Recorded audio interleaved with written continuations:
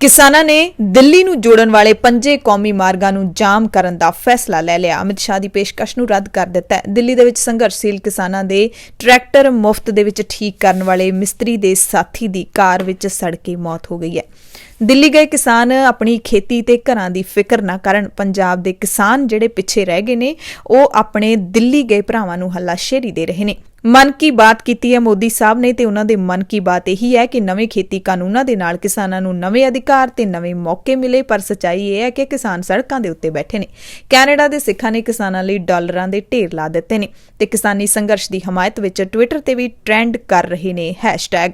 Emergency bulletin ਦੇ ਵਿੱਚ ਸਭ ਦਾ ਸਵਾਗਤ ਹੈ। ਮੈਂ ਹਰਸ਼ਰਨ ਕੌਰ। ਐਮਰਜੈਂਸੀ ਬੁਲੇਟਿਨ ਦੇ ਵਿੱਚ ਸਭ ਤੋਂ ਪਹਿਲਾਂ ਆਪਾਂ ਗੱਲ ਕਰ ਲੈਂਦੇ ਹਾਂ ਟਵਿੱਟਰ ਤੇ ਟ੍ਰੈਂਡ ਕਰ ਰਹੇ ਜਿਹੜੇ ਹੈਸ਼ਟੈਗ ਨੇ। ਦਰਅਸਲ ਕਿਸਾਨੀ ਸੰਘਰਸ਼ ਨੂੰ ਪੂਰੀ ਦੁਨੀਆ ਦੇ ਲੋਕਾਂ ਦਾ ਸਮਰਥਨ ਮਿਲ ਰਿਹਾ ਹੈ। ਹਰ ਕੋਈ ਆਪੋ ਆਪਣੀ ਸਮਰੱਥਾ ਦੇ ਮੁਤਾਬਿਕ ਕਿਸਾਨਾਂ ਦੇ ਅੰਦੋਲਨ ਦੇ ਵਿੱਚ ਹਿੱਸਾ ਪਾ ਰਿਹਾ ਹੈ। ਜਿਹੜਾ ਕੋਈ ਇਸ ਵਕਤ ਪੰਜਾਬ ਦੇ ਵਿੱਚ ਨਹੀਂ ਬੈਠਾ ਪਰ ਪੰਜਾਬ ਦੇ ਨਾਲ ਜੁੜਿਆ ਹੋਇਆ ਪੰਜਾਬੀ ਹੈ, ਚਾਹੇ ਉਹ ਵਿਦੇਸ਼ਾਂ ਦੇ ਵਿੱਚ ਬੈਠਾ ਹੈ, ਉਹ ਆਪੋ ਆਪਣੇ ਤਰੀਕੇ ਦੇ ਨਾਲ ਇਸ ਸੰਘਰਸ਼ ਦੇ ਵਿੱਚ ਆਪਣਾ ਸਾਥ ਦੇਣਾ ਚਾਹੁੰਦਾ ਹੈ।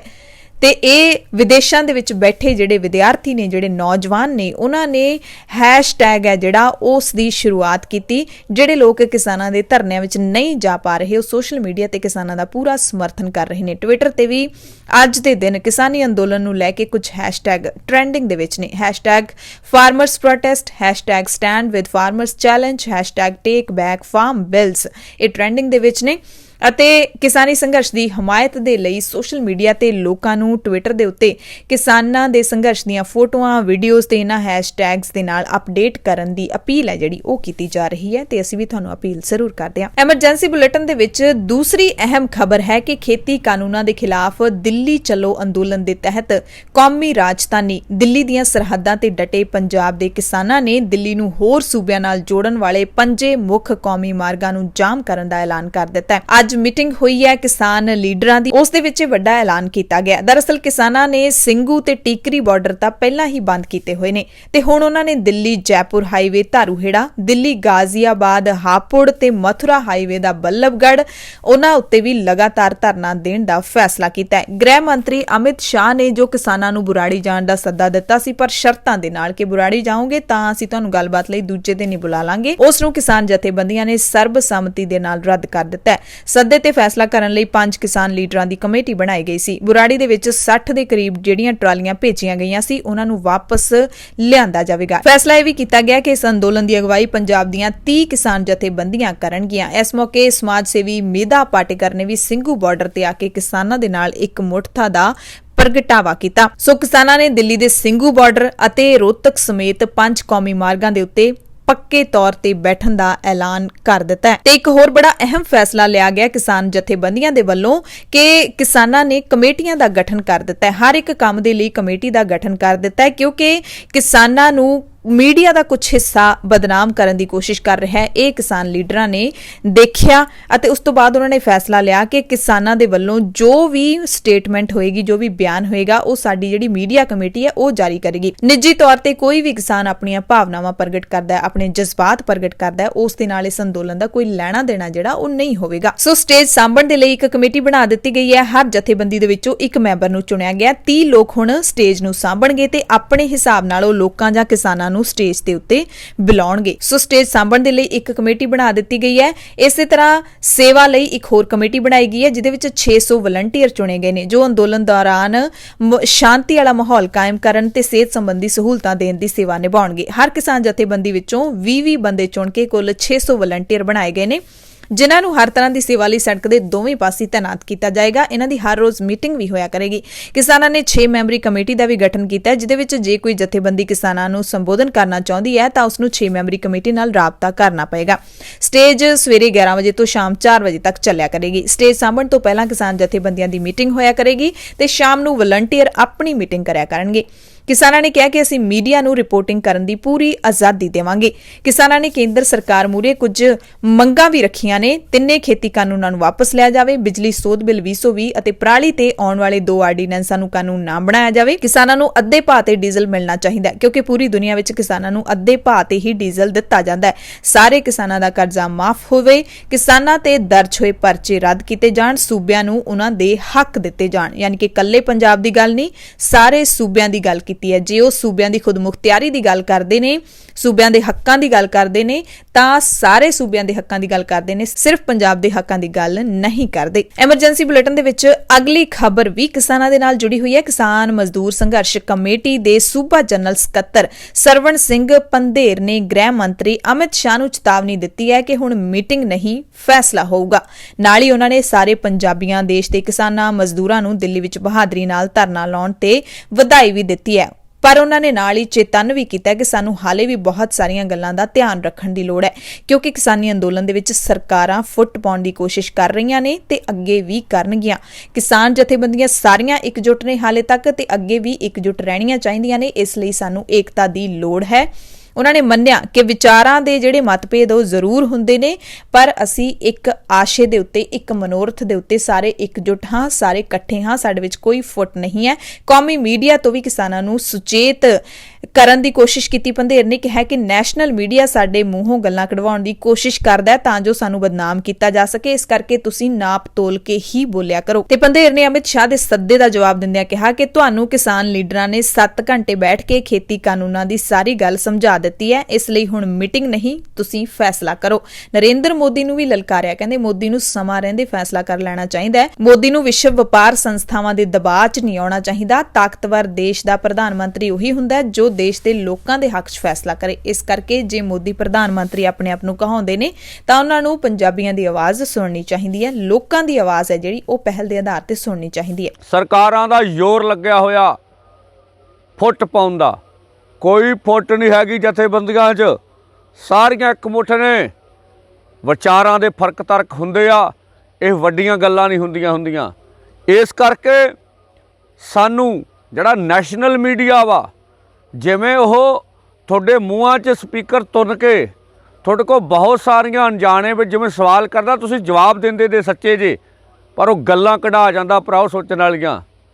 ਫਿਰ ਉਹ ਖਾਲਿਸਤਾਨੀ ਹੋਣ ਦਾ ਠੱਪਾ ਲਾ ਰਿਹਾ ਸਾਡੇ ਤੇ, ਨਕਸਲੀ ਹੋਣ ਦਾ ਠੱਪਾ ਲਾ ਰਿਹਾ, ਪਹਿਲੋਂ ਵੀ ਲੱਗਦੇ ਰਹੇ ਆ। ਅਸੀਂ 11 ਦਸੰਬਰ ਨੂੰ ਫਿਰੋਜ਼ਪੁਰ ਦੇ ਵਿੱਚੋਂ ਫਿਰੋਜ਼ਪੁਰ ਵਾਲਿਆਂ ਨੂੰ ਬੇਨਤੀ ਕਰ ਦਿੱਤੀ ਆ ਵੀ 5-5 ਟਰਾਲੀਆਂ ਕੱਢੋ, ਹਜ਼ਾਰਾਂ ਟਰੈਕਟਰ ਟਰਾਲੀਆਂ ਦਾ ਜਥਾ ਦਿੱਲੀ ਵੱਲ ਨੂੰ ਰਵਾਨਾ ਕਰਾਂਗੇ। ਜੇ ਕੱਲ ਗ੍ਰਹਿ ਮੰਤਰੀ ਜੀ ਬੋਲੇ ਆ ਵੀ ਤੁਹਾਨੂੰ ਖੇਤੀਬਾੜੀ ਮੰਤਰੀ ਨੇ ਸੱਦਾ ਦਿੱਤਾ, ਇਹਦਾ ਮਤਲਬ ਤੁਸੀਂ ਸਾਫ਼ ਬਹਿ ਨਹੀਂ ਰਹੇ।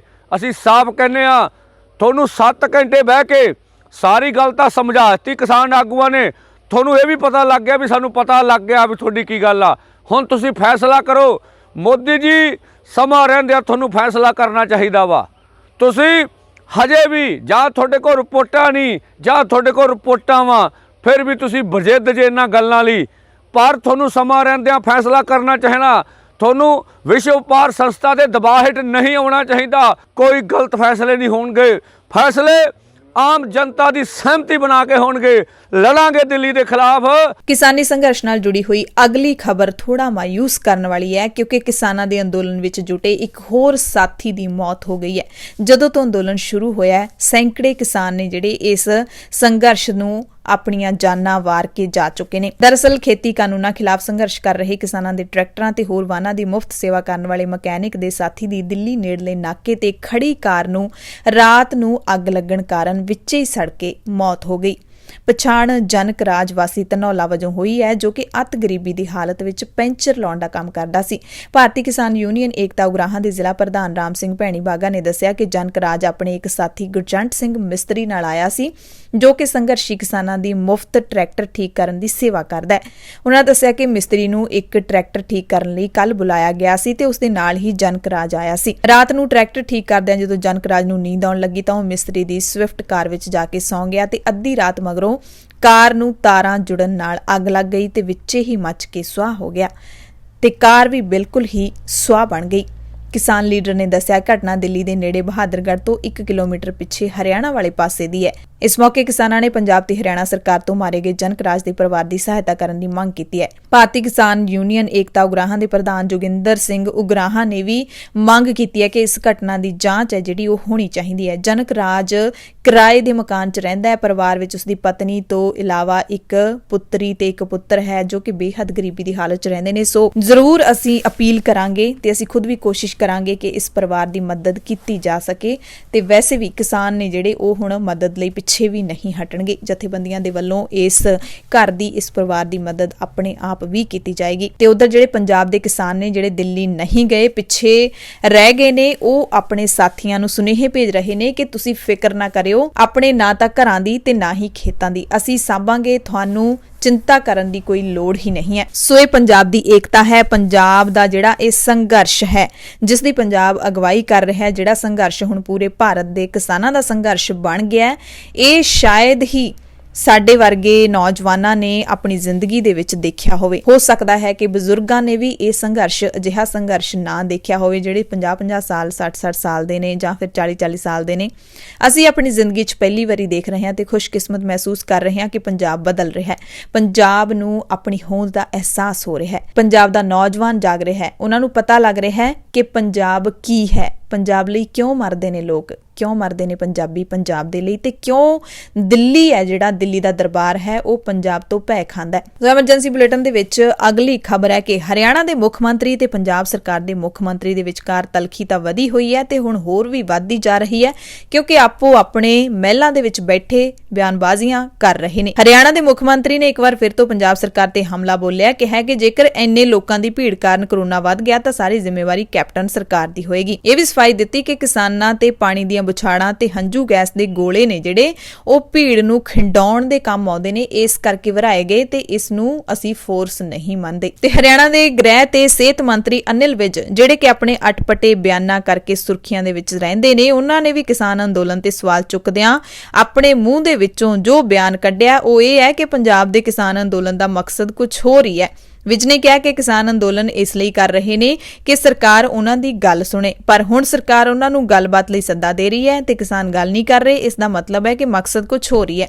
ਕਿਸਾਨ ਕਹਿ ਰਹੇ ਨੇ ਸਾਡਾ ਅੰਦੋਲਨ ਸਿਰਫ 3 ਖੇਤੀ ਕਾਨੂੰਨਾਂ ਦੇ ਵਿਰੁੱਧ ਹੈ, ਪਰ ਤਿੰਨੋਂ ਕਾਨੂੰਨ ਪੂਰੇ ਭਾਰਤ ਲਈ ਨੇ। 36 ਸੂਬਿਆਂ ਵਿੱਚੋਂ ਸਿਰਫ ਪੰਜਾਬ ਦੇ ਕਿਸਾਨ ਹੀ ਵਿਰੋਧ ਕਿਉਂ ਕਰ ਰਹੇ ਨੇ? ਇਹ ਸਿਆਸੀ ਮਕਸਦ ਕਾਰਨ ਚੱਲ ਰਿਹਾ ਅੰਦੋਲਨ ਹੈ, ਕਿਸਾਨਾਂ ਨਾਲ ਕੁਝ ਲੈਣਾ ਦੇਣਾ ਨਹੀਂ ਹੈ। ਇਹ ਸਿਆਸੀ ਤੌਰ ਤੇ ਪ੍ਰੇਰਿਤ ਲੋਕ ਨੇ ਜਿਨ੍ਹਾਂ ਨੂੰ ਪੰਜਾਬ ਦੇ ਮੁੱਖ ਮੰਤਰੀ ਕੈਪਟਨ ਅਮਰਿੰਦਰ ਸਿੰਘ ਨੇ ਤਿਆਰ ਕਰਕੇ ਭੇਜਿਆ। ਸੋ ਇਹ ਜਿਹੜੇ ਲੀਡਰ ਨੇ ਅਜਿਹੇ ਬੇਤੁਕੇ ਬਿਆਨ ਕਿਉਂ ਦਿੰਦੇ ਨੇ, ਇਸ ਨੂੰ ਸ਼ਾਇਦ ਆਮ ਇਨਸਾਨ ਸਮਝ ਨਹੀਂ ਸਕਦਾ, ਜਾਂ ਫਿਰ ਇਹਨਾਂ ਨੂੰ ਪਤਾ ਹੀ ਨਹੀਂ, ਇਹਨਾਂ ਨੂੰ ਅਹਿਸਾਸ ਹੀ ਨਹੀਂ ਹੈਗਾ, ਕਿਉਂਕਿ ਇਹਨਾਂ ਨੇ ਕਦੇ ਅੰਦੋਲਨ ਦੇ ਵਿੱਚ ਜਾ ਕੇ ਦੇਖਿਆ ਨਹੀਂ, ਕਦੇ ਕਿਸਾਨਾਂ ਦੇ ਵਿੱਚ ਬਹਿ ਕੇ ਨਹੀਂ ਦੇਖਿਆ ਕਿ ਜਿਹੜੇ ਉਹ ਭੋਲੇ ਭਾਲੇ ਫੱਕਰ ਸੁਭਾਅ ਵਾਲੇ ਜਿਹੜੇ ਕਿਸਾਨ ਨੇ, ਕੀ ਉਹ ਕੈਪਟਨ ਸਾਹਿਬ ਦੇ ਸਿਖਾਏ ਹੋਏ ਕਿਸਾਨ ਨੇ, ਕਿ ਉਹਨਾਂ ਨੂੰ ਆਪਣੇ ਹੱਕਾਂ ਦਾ ਪਤਾ ਨਹੀਂ ਹੈ। ਅੱਜ ਤੱਕ ਅਸਲ 'ਚ ਕਿਸਾਨਾਂ ਨੂੰ ਕਿਸੇ ਨੇ ਸੁਣਿਆ ਹੀ ਨਹੀਂ ਸੀ। ਹੁਣ ਜਦੋਂ ਕਿਸਾਨਾਂ ਨੂੰ ਅਸੀਂ ਸਾਰੇ ਸੁਣਦੇ ਹਾਂ ਤਾਂ ਦਿਲ ਗਦਗਦ ਹੋ ਜਾਂਦਾ ਹੈ ਕਿ ਕਿੰਨੀ ਬੇਬਾਕੀ ਦੇ ਨਾਲ, ਕਿੰਨੇ ਸਿੱਧੇ ਸਾਦੇ ਤਰੀਕੇ ਦੇ ਨਾਲ ਉਹ ਸਰਕਾਰਾਂ ਨੂੰ ਲਲਕਾਰ ਕੇ ਆਪਣੇ ਹੱਕਾਂ ਦੀ ਮੰਗ ਕਰ ਰਹੇ ਨੇ, ਲਲਕਾਰ ਕੇ ਦੱਸ ਰਹੇ ਨੇ ਕਿ ਸਾਨੂੰ ਇਸ ਗੱਲ ਦਾ ਪਤਾ ਹੈ, ਸਾਨੂੰ ਮੂਰਖ ਨਾ ਬਣਾਓ। ਤੇ ਲੀਡਰ ਫਿਰ ਕਹਿ ਰਹੇ ਨੇ ਕਿ ਕਿਸਾਨ ਭੜਕਾਏ ਗਏ ਨੇ, ਕਿਸਾਨਾਂ ਦੇ ਅੰਦੋਲਨ ਦਾ ਮਕਸਦ ਕੁਝ ਹੋਰ ਹੀ ਹੈ। ਇਹਨਾਂ ਨੇ ਹਰਿਆਣਾ ਦੀ ਖੱਟਰ ਸਰਕਾਰ ਨੇ ਕਹਿੰਦੇ ਕੇਂਦਰ ਦੇ ਖੇਤੀ ਕਾਨੂੰਨ ਲਾਗੂ ਕਰਨ ਤੋਂ ਇਨਕਾਰ ਕਰ ਦਿੱਤਾ ਹੈ, ਕਿਉਂਕਿ ਖੱਟਰ ਸਰਕਾਰ ਨੇ ਐਲਾਨ ਕਰ ਦਿੱਤਾ ਹੈ ਕਿ ਉਹ ਗੁਆਂਢੀ ਸੂਬੇ ਰਾਜਸਥਾਨ ਦੇ ਕਿਸਾਨਾਂ ਨੂੰ ਸੂਬੇ ਦੀਆਂ ਮੰਡੀਆਂ ਵਿੱਚ ਬਾਜਰੇ ਦੀ ਫਸਲ ਨਹੀਂ ਵੇਚਣ ਦੇਣਗੇ। ਖੱਟਰ ਨੇ ਵੀ ਇਸ ਬਾਰੇ ਟਵੀਟ ਕੀਤਾ ਹੈ, ਜਿਸ ਤੋਂ ਬਾਅਦ ਸਵਾਲ ਉੱਠਣ ਲੱਗੇ ਨੇ ਕਿ ਹਰਿਆਣਾ ਦੀ ਭਾਜਪਾ ਸਰਕਾਰ ਹੀ ਖੇਤੀ ਕਾਨੂੰਨਾਂ ਨੂੰ ਲਾਗੂ ਕਰਨ ਤੋਂ ਹੁਣ ਹੱਥ ਖੜੇ ਕਰਨ ਲੱਗੀ ਹੈ। ਇੱਕ ਪਾਸੇ ਤਾਂ ਉਹ ਕਿਸਾਨਾਂ ਨੂੰ ਦਿੱਲੀ ਜਾਣ ਤੋਂ ਰੋਕ ਰਹੇ ਨੇ, ਪਰ ਆਪਣੇ ਸੂਬੇ 'ਚ ਉਹ ਕਹਿ ਰਹੇ ਨੇ ਕਿ ਅਸੀਂ ਹੋਰ ਸੂਬੇ ਦੇ ਕਿਸਾਨਾਂ ਦੀਆਂ ਫਸਲਾਂ ਨੂੰ, ਬਾਜਰੇ ਦੀ ਫਸਲ ਨੂੰ ਸਾਡੇ ਸੂਬੇ 'ਚ ਮੰਡੀਆਂ ਦੇ ਵਿੱਚ ਵੇਚਣ ਨਹੀਂ ਦੇਵਾਂਗੇ। ਸੋ ਸਵਾਲ ਤਾਂ ਇਹ ਖੜਾ ਹੁੰਦਾ ਹੈ ਕਿ ਜੇ ਹਰਿਆਣਾ ਸਰਕਾਰ ਵੀ ਮੰਨਦੀ ਹੈ ਕਿ ਨਵੇਂ ਕਾਨੂੰਨ ਸੂਬਾ ਸਰਕਾਰਾਂ ਤੇ ਕਿਸਾਨਾਂ ਦੇ ਹਿੱਤ ਵਿੱਚ ਨਹੀਂ ਹਨ, ਤਾਂ ਫਿਰ ਪੰਜਾਬ ਦੇ ਕਿਸਾਨਾਂ ਨੂੰ ਮੂਰਖ ਕਿਉਂ ਦੱਸਿਆ ਜਾ ਰਿਹਾ ਹੈ? ਪੰਜਾਬ ਦੇ ਕਿਸਾਨਾਂ ਨੂੰ ਵਾਰ-ਵਾਰ ਸਮਝਾਉਣ ਦੀ ਕੋਸ਼ਿਸ਼ ਕਿਉਂ ਕੀਤੀ ਜਾ ਰਹੀ ਹੈ ਕਿ ਇਹ ਖੇਤੀ ਕਾਨੂੰਨ ਕਿਸਾਨਾਂ ਦੇ ਹੱਕ ਵਿੱਚ ਨੇ? ਐਮਰਜੈਂਸੀ ਬੁਲੇਟਿਨ ਵਿੱਚ ਹੁਣ ਗੱਲ ਕਰ ਲੈਂਦੇ ਆ ਪ੍ਰਧਾਨ ਮੰਤਰੀ ਨਰਿੰਦਰ ਮੋਦੀ ਦੀ, ਜਿਨ੍ਹਾਂ ਨੂੰ ਜਗਾਉਣ ਦੀ ਕਿਸਾਨ ਕੋਸ਼ਿਸ਼ ਕਰ ਰਹੇ ਨੇ, ਜਗਾਉਣ ਦੀ ਕੋਸ਼ਿਸ਼ ਦੇ ਵਿੱਚ ਦਿੱਲੀ ਤੱਕ ਪਹੁੰਚ ਗਏ ਨੇ, ਪਰ ਪ੍ਰਧਾਨ ਮੰਤਰੀ ਜੀ ਹਾਲੇ ਤੱਕ ਨਹੀਂ ਜਾਗੇ। ਪ੍ਰਧਾਨ ਮੰਤਰੀ ਨਰਿੰਦਰ ਮੋਦੀ ਨੇ ਅੱਜ ਫਿਰ ਆਪਣੇ ਮਨ ਕੀ ਬਾਤ ਸੁਣਾਈ ਤੇ ਮਨ ਕੀ ਬਾਤ ਵਿੱਚ ਉਹਨਾਂ ਨੇ ਆਪਣੇ ਮਨ ਕੀ ਹੀ ਬਾਤ ਕੀਤੀ। ਕਹਿੰਦੇ ਨਵੇਂ ਖੇਤੀ ਕਾਨੂੰਨਾਂ ਨਾਲ ਕਿਸਾਨਾਂ ਨੂੰ ਨਵੇਂ ਅਧਿਕਾਰ ਤੇ ਨਵੇਂ ਮੌਕੇ ਮਿਲੇ। ਕਹਿੰਦੇ ਨੇ ਕਿ ਸੰਸਦ ਨੇ ਬਹੁਤ ਵਿਚਾਰ ਵਟਾਂਦਰੇ ਤੋਂ ਬਾਅਦ ਖੇਤੀਬਾੜੀ ਕਾਨੂੰਨੀ ਸੁਧਾਰ ਲਿਆਂਦੇ ਨੇ, ਜਿਹਦੇ ਨਾਲ ਕਿਸਾਨਾਂ ਨੂੰ ਨਵੇਂ ਅਧਿਕਾਰ ਤੇ ਨਵੇਂ ਮੌਕੇ ਮਿਲੇ ਨੇ। ਮਨ ਕੀ ਬਾਤ ਪ੍ਰੋਗਰਾਮ ਵਿੱਚ ਮੋਦੀ ਸਾਹਿਬ ਕਹਿੰਦੇ ਨੇ ਕਿ ਭਾਰਤ ਵਿੱਚ ਖੇਤੀਬਾੜੀ ਤੇ ਇਸ ਨਾਲ ਸੰਬੰਧਿਤ ਚੀਜ਼ਾਂ ਦੇ ਵਿੱਚ ਨਵੇਂ ਪਹਿਲੂ ਸ਼ਾਮਿਲ ਹੋਏ ਨੇ ਤੇ ਪਿਛਲੇ ਸਮੇਂ ਵਿੱਚ ਹੋਏ ਖੇਤੀਬਾੜੀ ਸੁਧਾਰਾਂ ਨੇ ਵੀ ਕਿਸਾਨਾਂ ਦੇ ਲਈ ਨਵੀਆਂ ਸੰਭਾਵਨਾਵਾਂ ਦੇ ਰਾਹ ਖੋਲ੍ਹ ਦਿੱਤੇ ਨੇ। ਸਾਲਾਂ ਤੋਂ ਕਿਸਾਨਾਂ ਦੀਆਂ ਕੁਝ ਮੰਗਾਂ ਸਨ ਤੇ ਹਰ ਸਿਆਸੀ ਪਾਰਟੀ ਨੇ ਉਹਨਾਂ ਨੂੰ ਕਦੇ ਨਾ ਕਦੇ ਪੂਰਾ ਕਰਨ ਦਾ ਵਾਅਦਾ ਕੀਤਾ ਸੀ, ਪਰ ਉਹ ਕਦੇ ਪੂਰੇ ਨਹੀਂ ਹੋਏ। ਯਾਨੀ ਕਿ ਮਨ ਕੀ ਬਾਤ ਦੇ ਵਿੱਚ ਕਿਸਾਨ ਅੰਦੋਲਨ ਦੀ ਇੱਕ ਵੀ ਗੱਲ ਨਹੀਂ ਕੀਤੀ ਹੈਗੀ, ਪਰ ਖੇਤੀ ਕਾਨੂੰਨਾਂ ਦੀ ਜ਼ਰੂਰ ਗੱਲ ਕੀਤੀ। ਮੋਦੀ ਸਰਕਾਰ ਹੈ ਜਿਹੜੀ ਅੜੀ ਹੋਈ ਹੈ ਲਗਾਤਾਰ ਇਸ ਗੱਲ ਤੇ ਬਿਲਕੁਲ ਟਸ ਤੋਂ ਮਸ ਨਹੀਂ ਹੋ ਰਹੀ। ਹਾਲਾਂਕਿ ਕਿਸਾਨਾਂ ਨੇ ਝੁਕਣ ਲਈ ਮਜਬੂਰ ਕਰ ਦਿੱਤਾ ਹੈ, ਪਰ ਮੋਦੀ ਸਰਕਾਰ ਹਾਲੇ ਵੀ ਝੁਕਣ ਨੂੰ ਤਿਆਰ ਨਹੀਂ ਹੈ, ਕਿਉਂਕਿ ਇਹਦੇ ਵਿੱਚ ਮੋਦੀ ਸਰਕਾਰ ਦੀ ਬਹੁਤ ਵੱਡੀ ਜਿਹੜੀ ਹੈਂਕੜ ਹੈ ਉਹ ਭੰਨੀ ਜਾਣੀ ਹੈ। ਮੋਦੀ ਸਰਕਾਰ ਨੂੰ ਕਿੰਨੇ ਸਾਲ ਹੋ ਗਏ, ਹੁਣ ਦੂਸਰਾ ਕਾਰਜਕਾਲ ਚੱਲ ਰਿਹਾ ਹੈ, ਪਰ ਅੱਜ ਤੱਕ ਕਿਸੇ ਨੇ ਵੀ ਮੋਦੀ ਸਰਕਾਰ ਨੂੰ ਇਸ ਤਰੀਕੇ ਦੇ ਨਾਲ ਝੁਕਣ ਲਈ ਮਜਬੂਰ ਨਹੀਂ ਕੀਤਾ ਸੀ।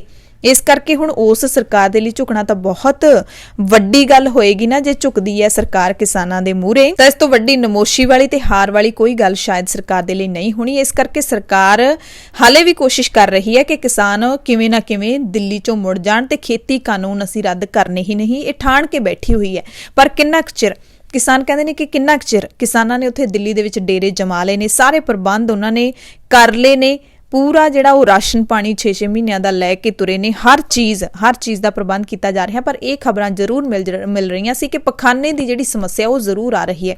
ਸੋ ਦਿੱਲੀ ਦੇ ਜਿਹੜੇ ਵੀ ਲੋਕ ਜਾਂ ਜਥੇਬੰਦੀਆਂ ਕਿਸਾਨਾਂ ਦੀ ਮਦਦ ਕਰਨੀਆਂ ਚਾਹੁੰਦੀਆਂ ਨੇ, ਤਾਂ ਇਹ ਜਿਹੜੀ ਇੱਕ ਬੇਸਿਕ ਨੀਡ ਹੈਗੀ ਹੈ, ਇੱਕ ਜਿਹੜੀ ਮੂਲ ਲੋੜ ਹੈਗੀ ਹੈ, ਪਖਾਨਾ ਜਿਹੜਾ ਹਰ ਵਿਅਕਤੀ ਨੇ ਜਾਣਾ ਹੁੰਦਾ ਤੇ ਲੱਖਾਂ ਦੀ ਗਿਣਤੀ ਦੇ ਵਿੱਚ ਉੱਥੇ ਲੋਕ ਇਕੱਠੇ ਹੋਏ ਨੇ, ਕਿਸਾਨ ਇਕੱਠੇ ਹੋਏ ਨੇ ਤੇ ਪਖਾਨੇ ਦੀ ਸਮੱਸਿਆ ਜ਼ਾਹਿਰ ਤੌਰ ਤੇ ਆਉਂਦੀ ਹੋਏਗੀ ਤੇ ਇਸ ਲਈ ਪਾਣੀ ਦੀ ਬੜੀ ਜ਼ਰੂਰਤ ਹੈ। ਇਸ ਕਰਕੇ ਅਜਿਹੀਆਂ ਜਿਹੜੀਆਂ ਲੋੜਾਂ ਨੇ ਉੱਥੇ ਪੁੱਛ ਕੇ ਕਿਸਾਨਾਂ ਤੋਂ ਜ਼ਰੂਰ ਜਿਹੜੇ ਮਦਦ ਕਰਨਾ ਚਾਹੁੰਦੇ ਨੇ ਲੋਕ ਉਹ ਜ਼ਰੂਰ ਕਰਨ। ਤੇ ਮੋਦੀ ਸਾਹਿਬ ਨੇ ਗੁਰੂ ਨਾਨਕ ਸਾਹਿਬ ਦੇ ਪ੍ਰਕਾਸ਼ ਪੁਰਬ ਦੀ ਵੀ ਦੇਸ਼ ਵਾਸੀਆਂ ਨੂੰ ਵਧਾਈ ਦਿੱਤੀ। ਤੇ ਪ੍ਰਧਾਨ ਮੰਤਰੀ ਮੋਦੀ ਤੋਂ ਬਾਅਦ ਨੀਤੀ ਆਯੋਗ ਖੇਤੀਬਾੜੀ ਦੇ ਜਿਹੜੇ ਮੈਂਬਰ ਹੈਗੇ ਨੇ ਰਮੇਸ਼ ਚੰਦ, ਉਹਨਾਂ ਨੇ ਵੀ ਨਵਾਂ ਹੀ ਸ਼ਗੂਫਾ ਛੱਡ ਦਿੱਤਾ ਹੈ। ਕਹਿੰਦੇ ਅੰਦੋਲਨਕਾਰੀ ਕਿਸਾਨਾਂ ਨੇ ਨਵੇਂ ਖੇਤੀਬਾੜੀ ਕਾਨੂੰਨਾਂ ਨੂੰ ਪੂਰੀ ਤਰ੍ਹਾਂ ਦੇ ਨਾਲ ਜਾਂ ਫਿਰ ਸਹੀ ਢੰਗ ਦੇ ਨਾਲ ਸਮਝਿਆ ਹੀ ਨਹੀਂ ਹੈਗਾ। ਜ਼ੋਰ ਦੇ ਕੇ ਕਹਿ ਰਹੇ ਨੇ ਕਿ ਇਹਨਾਂ ਕਾਨੂੰਨਾਂ ਦੇ ਵਿੱਚ ਕਿਸਾਨਾਂ ਦੀ ਆਮਦਨੀ ਦੇ ਵਿੱਚ ਵਾਧਾ ਕਰਨ ਦੀ ਵੱਡੀ ਸੰਭਾਵਨਾ ਹੈਗੀ ਹੈ। ਇਹਨਾਂ ਕਾਨੂੰਨਾਂ ਦਾ ਉਦੇਸ਼ ਉਹ ਨਹੀਂ ਹੈਗਾ ਜੋ ਅੰਦੋਲਨਕਾਰੀ ਕਿਸਾਨ ਸਮਝ ਰਹੇ ਨੇ, ਇਹਨਾਂ ਕਾਨੂੰਨਾਂ ਦਾ ਉਦੇਸ਼ ਬਿਲਕੁਲ ਉਲਟ ਹੈ। ਐਮਰਜੈਂਸੀ ਬੁਲੇਟਿਨ ਦੇ ਵਿੱਚ ਅਗਲੀ ਖਬਰ ਤੁਹਾਨੂੰ ਦੱਸ ਦਈਏ ਕਿ ਦਿੱਲੀ ਕੂਚ ਕੀਤਾ ਹੋਇਆ ਪੰਜਾਬ ਤੇ ਹਰਿਆਣਾ ਦੇ ਕਿਸਾਨਾਂ ਨੇ ਵੱਡੀ ਗਿਣਤੀ ਦੇ ਵਿੱਚ ਪਹੁੰਚ ਚੁੱਕੇ ਨੇ। ਅੱਧੇ ਜਥੇ ਨੇ ਜਿਹੜੇ ਹਾਲੇ ਉਹ ਪਹੁੰਚ ਰਹੇ ਨੇ ਤੇ ਕਿਸਾਨਾਂ ਲਈ ਹੋਟਲਾਂ ਤੇ ਢਾਬਾ ਮਾਲਕਾਂ ਨੇ ਵੀ ਮੁਫਤ ਰਹਿਣ ਤੇ ਖਾਣ ਪੀਣ ਦੇ ਪ੍ਰਬੰਧ ਕੀਤੇ ਨੇ। ਅੰਦੋਲਨ ਦੇ ਹਿੱਸੇ ਵਜੋਂ ਪੰਜਾਬ, ਹਰਿਆਣਾ ਤੇ ਯੂਪੀ ਤੋਂ ਵੱਡੀ ਗਿਣਤੀ ਵਿੱਚ ਕਿਸਾਨਾਂ ਨੇ ਦਿੱਲੀ ਵੱਲ ਕੂਚ ਕੀਤਾ ਤੇ ਹੁਣ ਤਾਂ ਕਹਿੰਦੇ ਰਾਜਸਥਾਨ ਦੇ ਕਿਸਾਨਾਂ ਨੇ ਵੀ ਦਿੱਲੀ ਵੱਲ ਕੂਚ ਕਰ ਦਿੱਤਾ ਹੈ, ਚੜ੍ਹਾਈ ਕਰ ਦਿੱਤੀ ਹੈ। ਇਸ ਦੌਰਾਨ ਹਰਿਆਣਾ ਦਿੱਲੀ ਬਾਰਡਰ ਤੇ ਕਈ ਹੋਟਲ ਤੇ ਢਾਬਾ ਮਾਲਕਾਂ ਨੇ ਕਿਸਾਨਾਂ ਨੂੰ ਮੁਫਤ ਰਹਿਣ ਤੇ ਖਾਣ ਪੀਣ ਦੀ ਪੇਸ਼ਕਸ਼ ਕੀਤੀ ਹੈ ਅਤੇ ਖਵਾ ਪਿਆ ਵੀ ਰਹੇ ਨੇ। ਕੁੰਡਲੀ ਬਾਰਡਰ ਉੱਤੇ ਸੁਧੀਰ ਹੋਟਲ ਦੇ ਮਾਲਕ ਨੇ ਕਿਸਾਨਾਂ ਨੂੰ ਮੁਫਤ ਰਹਿਣ ਲਈ ਥਾਂ ਦਿੱਤੀ ਹੈ, ਖਾਸ ਕਰਕੇ ਕਿਸਾਨ ਬੀਬੀਆਂ ਲਈ ਖਾਸ ਪ੍ਰਬੰਧ ਕੀਤਾ ਗਿਆ। ਇਸੇ ਤਰ੍ਹਾਂ ਮੁਰਥਲ ਦੇ ਪ੍ਰਸਿੱਧ ਅਮਰੀਕ ਸੁਖਦੇਵ ਢਾਬੇ ਨੇ ਪੰਜਾਬ ਤੋਂ ਦਿੱਲੀ ਆਉਣ ਵਾਲੇ ਕਿਸਾਨਾਂ ਦੀ ਸਹਾਇਤਾ ਲਈ ਵੀ ਆਪਣੇ ਬੂਹੇ ਖੋਲ ਦਿੱਤੇ ਨੇ। ਮੁਰਥਲ ਢਾਬੇ ਵਜੋਂ ਜਾਣਿਆ ਜਾਂਦਾ ਹੈ ਢਾਬਾ 3 ਦਿਨਾਂ ਤੋਂ ਕਿਸਾਨਾਂ ਨੂੰ ਲਗਾਤਾਰ ਲੰਗਰ ਛਕਾ ਰਿਹਾ ਹੈ, ਜਿਨ੍ਹਾਂ ਨੂੰ ਵੀ ਲੋੜ ਹੈ। ਤੇ ਇੱਕ ਵੀਡੀਓ ਤੁਹਾਨੂੰ ਦਿਖਾ ਦਿੰਦੇ ਹਾਂ ਜਿਹੜੀ ਕਿ ਕਿਸਾਨ ਮਜ਼ਦੂਰ ਸੰਘਰਸ਼ ਕਮੇਟੀ ਦੇ ਸੂਬਾ ਜਨਰਲ ਸਕੱਤਰ ਸਰਵਣ ਸਿੰਘ ਪੰਧੇਰ ਨੇ ਸਾਨੂੰ ਭੇਜੀ ਹੈ, ਖਾਸ ਤੌਰ ਤੇ ਜਿਹਦੇ ਵਿੱਚ ਇਸ ਜਥੇਬੰਦੀ ਦੀ ਅਗਵਾਈ ਦੇ ਵਿੱਚ ਦਿੱਲੀ ਜਾ ਰਹੇ ਕਿਸਾਨ ਢਾਬੇ ਦੇ ਉੱਤੇ ਲੰਗਰ ਪ੍ਰਸ਼ਾਦਾ ਛਕ ਰਹੇ ਨੇ। ਹੁਣ ਗੱਲ ਕਰ ਲੈਂਦੇ ਹਾਂ ਵਿਦੇਸ਼ਾਂ ਦੇ ਵਿੱਚ ਵਸਦੇ ਪੰਜਾਬੀਆਂ ਦੀ। ਹਰ ਕੋਈ ਆਪਣਾ ਯੋਗਦਾਨ ਪਾ ਰਿਹਾ ਹੈ, ਦੇਸ਼ ਵਿੱਚ ਹੋਵੇ ਚਾਹੇ ਪ੍ਰਦੇਸ਼ ਦੇ ਵਿੱਚ। ਕੈਨੇਡਾ ਤੇ ਯੂਕੇ ਦੇ ਕਈ ਸਿਆਸਤਦਾਨਾਂ ਨੇ ਕਿਸਾਨੀ ਸੰਘਰਸ਼ ਦੇ ਹੱਕ ਵਿੱਚ ਆਪਣੀ ਆਵਾਜ਼ ਬੁਲੰਦ ਕੀਤੀ ਹੈ। ਜਿਨ੍ਹਾਂ ਸਿਆਸਤਦਾਨਾਂ ਨੇ ਕਿਸਾਨਾਂ ਦੇ ਸੰਘਰਸ਼ 'ਚ ਆਪਣੀ ਆਵਾਜ਼ ਬੁਲੰਦ ਕੀਤੀ ਹੈ, ਉਹਨਾਂ ਦੇ ਨਾਮ ਕੈਨੇਡਾ ਦੇ ਰੱਖਿਆ ਮੰਤਰੀ ਹਰਜੀਤ ਸਿੰਘ ਸੱਜਣ, ਕੈਨੇਡਾ ਦੇ ਵਿੱਚ NDP ਦੇ ਲੀਡਰ ਜਗਮੀਤ ਸਿੰਘ, ਨਵਦੀਪ ਸਿੰਘ ਬੈਂਸ ਜਿਹੜੇ ਕਿ ਕੈਨੇਡਾ ਦੇ ਨਵੀਨ ਵਿਗਿਆਨ ਤੇ ਟੈਕਨੋਲੋਜੀ ਮੰਤਰੀ ਨੇ, ਅਲਬਰਟਾ ਦੇ ਅਧਿਕਾਰਿਕ ਵਿਰੋਧੀ ਰਾਚੇਲ ਨੋਟਲੇ, ਯਾਨੀ ਕਿ ਇਕੱਲੇ ਪੰਜਾਬੀ ਜਾਂ ਸਿੱਖ ਵਿਧਾਇਕ ਹੀ ਨਹੀਂ ਹੈਗੇ, ਉੱਥੋਂ ਦੇ ਹੋਰ ਲੀਡਰ ਵੀ ਹੈਗੇ ਨੇ, ਗੋਰੇ ਲੀਡਰ ਵੀ ਹੈਗੇ ਨੇ, ਐਂਡਰੀਆ ਹੋਵਰਥ, ਜੈਕ ਹੈਰਿਸ, ਕੇਵਿਨ ਯਾਰਡੇ, ਇਹ ਸਾਰੇ ਜਿਹੜੇ ਵਿਦੇਸ਼ੀ ਸੰਸਦ ਮੈਂਬਰ ਤੇ ਲੀਡਰ ਹੈਗੇ ਨੇ। ਤੇ ਇਸ ਦੇ ਨਾਲ Sukh Dhaliwal, Ruby Sahota, Sonia Sidhu, Jasraj Singh Hallan Calgary, Jagdeep Sahota Calgary ਤੋਂ, ਟਿਮ ਉੱਪਲ, ਪ੍ਰੀਤ ਕੌਰ ਗਿੱਲ, ਤਨਮਨਜੀਤ ਸਿੰਘ ਢੇਸੀ, ਇਹ ਸਾਰੇ ਜਿਹੜੇ ਹੈਗੇ ਨੇ ਬਰਤਾਨੀਆ ਤੋਂ, ਕਮਲ ਖਹਿਰਾ ਇਹ ਬਰੈਂਪਟਨ ਤੋਂ ਨੇ, ਕੈਲਗਰੀ ਤੋਂ ਇਰਫਾਨ ਸਬੀਰ, ਪਰਮੀਤ ਸਿੰਘ NDP ਦੇ ਅੰਤਰਿਮ ਲੀਡਰ ਇਹ ਵੀ ਕੈਨੇਡਾ ਤੋਂ ਹੈਗੇ ਨੇ, ਦੇਵਿੰਦਰ ਤੂਰ ਕੈਲਗਰੀ ਤੋਂ, ਰਚਨਾ ਸਿੰਘ ਵੀ, ਮਨਿੰਦਰ ਸਿੱਧੂ, ਅਮਰਜੀਤ ਸੰਧੂ, ਪ੍ਰਭਮੀਤ ਸਿੰਘ ਸਰਕਾਰੀਆ, ਮਨਦੀਪ ਸਿੰਘ ਨਾਗਰਾ, ਹਰਕੀਰਤ ਸਿੰਘ ਇੱਕ ਕਾਉਂਸਲਰ ਨੇ ਕੈਨੇਡਾ ਦੇ ਵਿੱਚ, ਦਲਜੀਤ ਸਿੰਘ ਬਰਾੜ ਵਿਨੀਪੈਗ ਤੋਂ, ਜੋਤੀ ਗੋਂਡੇਕ ਕੈਲਗਰੀ ਤੋਂ। Are the backbone of our society. They feed cities, and right now farmers are under attack in India. Folks in my riding are concerned about new laws that are passed by the Indian government that are going to hurt farmers in Punjab, Haryana and others across India. And that's why I'm asking all members of this House to come together to stand with farmers against these unjust laws by the Indian government so farmers in India can live with the respect and dignity that they deserve. ਸੋ ਇਹ ਸਾਰੇ ਲੀਡਰਾਂ ਨੇ ਕਿਸਾਨਾਂ ਦੇ ਹੱਕ ਦੇ ਵਿੱਚ ਆਵਾਜ਼ ਬੁਲੰਦ ਕੀਤੀ ਹੈ ਤੇ ਇਸ ਦੇ ਨਾਲ ਹੀ ਦਿੱਲੀ ਵਿੱਚ ਬੈਠੇ ਕਿਸਾਨਾਂ ਦੇ ਲਈ $50,000 ਦੀ ਸੇਵਾ ਭੇਜੀ ਹੈ ਕੈਨੇਡਾ ਦੇ ਸਿੱਖਾਂ ਨੇ। ਕੈਨੇਡਾ ਦੇ ਵਰਲਡ ਫਾਈਨੈਂਸ਼ੀਅਲ ਗਰੁੱਪ ਦੇ ਰਾਜਾ ਢਾਲੀਵਾਲ ਤੇ ਐਗਜ਼ੀਕਿਊਟਿਵ ਟੀਮ ਦੇ ਵੱਲੋਂ ਕਰੀਬ $50,000 ਜਿਹੜੇ ਕਿ 25 ਲੱਖ ਰੁਪਏ ਬਣਦੇ ਨੇ ਉਹ ਲੰਗਰ ਕਾਰਜਾਂ ਦੇ ਲਈ ਭੇਟਾ ਕੀਤੇ ਨੇ ਤੇ ਸੰਸਥਾ ਨੇ ਰਵੀ ਸਿੰਘ ਖਾਲਸਾ ਏਡ ਦੇ ਜਿਹੜੇ ਸੇਵਾਦਾਰ ਨੇ ਮੁੱਖ ਸੇਵਾਦਾਰ ਨੇ ਉਹਨਾਂ ਦੇ ਰਾਹੀਂ ਲੰਗਰਾਂ ਦੇ ਵਾਸਤੇ ਇਹ ਸੇਵਾ ਭੇਜੀ ਹੈ।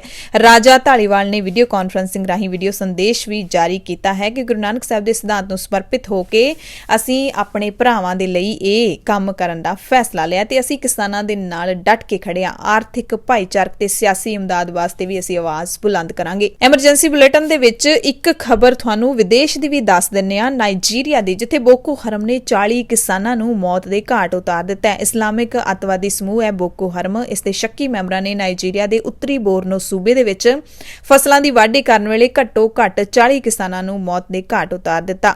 ਸ਼ਨੀਵਾਰ ਨੂੰ ਚੌਲਾਂ ਦੀ ਖੇਤੀ ਲਈ ਮਸ਼ਹੂਰ ਬੋਰਨੋ ਦੇ ਖੇਤ ਦੇ ਵਿੱਚ ਇਹ ਹਮਲਾ ਕੀਤਾ ਗਿਆ। ਸੂਤਰਾਂ ਮੁਤਾਬਕ ਇਹਨਾਂ ਮੌਤਾਂ ਦੀ ਗਿਣਤੀ 60 ਤੱਕ ਵੀ ਪਹੁੰਚ ਸਕਦੀ ਹੈ ਕਿਉਂਕਿ ਕਈ ਕਿਸਾਨ ਹਾਲੇ ਜ਼ਖਮੀ ਨੇ। ਐਮਰਜੈਂਸੀ ਬੁਲੇਟਿਨ ਦੇ ਵਿੱਚ ਜਾਂਦੇ ਛੱਤੀਸਗੜ੍ਹ ਦੀ ਇੱਕ ਖਬਰ ਤੁਹਾਨੂੰ ਦੱਸ ਦਈਏ ਜਿੱਥੇ ਸੁਕਮਾ ਦੇ ਵਿੱਚ ਬਾਰੂਦੀ ਸੁਰੰਗ ਧਮਾਕਾ ਹੋਇਆ। ਸੁਕਮਾ ਜ਼ਿਲ੍ਹੇ ਦੇ ਵਿੱਚ ਇਸ ਧਮਾਕੇ ਵਿੱਚ ਸੀਆਰਪੀਐਫ ਦਾ ਸਹਾਇਕ ਕਮਾਂਡੈਂਟ ਸ਼ਹੀਦ ਹੋ ਗਿਆ ਤੇ 9 ਹੋਰ ਕਮਾਂਡੋ ਜ਼ਖਮੀ ਹੋ ਗਏ ਨੇ। ਸੁਰੱਖਿਆ ਅਧਿਕਾਰੀਆਂ ਨੇ ਅੱਜ ਦੱਸਿਆ ਕਿ ਨਕਸਲੀਆਂ ਨੇ ਸ਼ਨੀਵਾਰ ਰਾਤ ਨੂੰ 9 ਵਜੇ ਸੁਕਮਾ ਜ਼ਿਲ੍ਹੇ ਦੇ ਚਿੰਤਲਨਾਰ ਥਾਣਾ ਇਲਾਕੇ ਦੇ ਵਿੱਚ ਪੈਂਦੇ ਤਾੜਮੇਟਲਾ ਪਿੰਡ ਨੇੜੇ ਜੰਗਲ ਦੇ ਵਿੱਚ ਬਾਰੂਦੀ ਸੁਰੰਗ ਨਾਲ ਧਮਾਕਾ ਕਰ ਦਿੱਤਾ। ਅੱਧੀ ਰਾਤ ਨੂੰ 에ਅਰਫੋਰਸ ਦੇ MI-17 V5 ਹੈਲੀਕਾਪਟਰ ਨੇ ਜ਼ਖਮੀਆਂ ਨੂੰ ਬਾਹਰ ਕੱਢਿਆ।